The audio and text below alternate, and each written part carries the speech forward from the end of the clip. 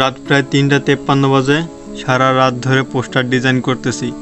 এখানে মোট হচ্ছে 10টা পেজে পোস্টার ডিজাইন করছি, 10টা পেজ নিয়ে। পোস্টারগুলো দেখে বুঝতে পারছেন যে সবগুলো কিন্তু কোয়ালিটিফুল পোস্টার। অনেক আমাকে বলে যে আমি সারাদিন বাসায় বসে কাজ করি ল্যাপটপ দিয়ে, আমার কত শান্তি, কোনো কাজ বাজ তেমন বেশি করা লাগে না। কিন্তু তারা যদি বুঝতো যে আমার লাইফটা আসলে কেমন, তাহলে আর তারা হয়তো এই কথা বলতো না। একজন সাধারণ মানুষ যদি কামলা দেয় তাহলে সে সকাল 8টা থেকে প্রায় আধা ঘন্টা পর্যন্তই মনে হয় কাজ করে, দুপুর 1টা বা 2টা পর্যন্ত কাজ করে। তারপর কিন্তু সে তার নিজের ব্যক্তিগত কাজ বাজও করতে পারে বা সে ঘুরে ফিরে বেড়াতেও পারে। যারা অনলাইনে কাজ করে তাদের লাইফটা তো আর এরকম না।